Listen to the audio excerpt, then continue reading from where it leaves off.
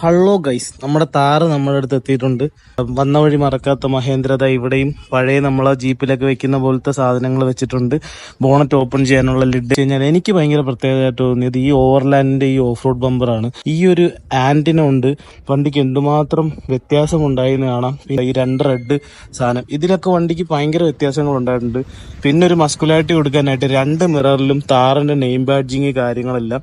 നമ്മൾ ഇന്ന് കാണുന്ന വണ്ടി എന്ന് പറഞ്ഞാൽ എം സ്റ്റാലിയനിൽ TGDI 150 വരുന്നൊരു വണ്ടിയാണ് നമ്മളിപ്പോൾ കണ്ടുകൊണ്ടിരിക്കുന്നത്.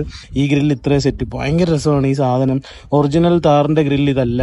പിന്നെ നമുക്ക് ഫെൻഡേഴ്സിൽ അറ്റാച്ച് ചെയ്തിട്ടുള്ള ഈ ഇൻഡിക്കേറ്റേഴ്സ് ഭയങ്കര രസമാണ്. വണ്ടി ഓടി വരുമ്പോഴൊക്കെ ഈ ഇൻഡിക്കേറ്റേഴ്സ് ഒക്കെ ഭയങ്കര രസമായിട്ടാണ് ചെയ്തിരിക്കുന്നത്. പിന്നെ നമ്മുടെ ഹെഡ് ലാമ്പ്സ് ഇതല്ല യഥാർത്ഥ താറിന്റെ ഹെഡ് ലാമ്പ്. നമ്മൾ യൂസ് ചെയ്തിരിക്കുന്ന ടയർ എന്ന് പറയുന്നത് 80 ടയറാണ് യൂസ് ചെയ്തിരിക്കുന്നത്.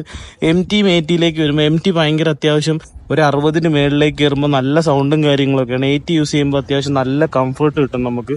ഇവിടെ ഒരു താറെന്ന് പറയുന്നൊരു സാധനം എഴുതി കാണിക്കും. നമുക്കൊരു രോമാഞ്ചം വരുന്ന പോലത്തെ ഒരു സാധനമാണ് അത്. നമുക്കൊരു 6 സ്പീഡ് ഗിയർ ബോക്സ് ആണ് നമുക്ക് ടോട്ടലായിട്ടുള്ളത്. 2H 4H neutral 4L.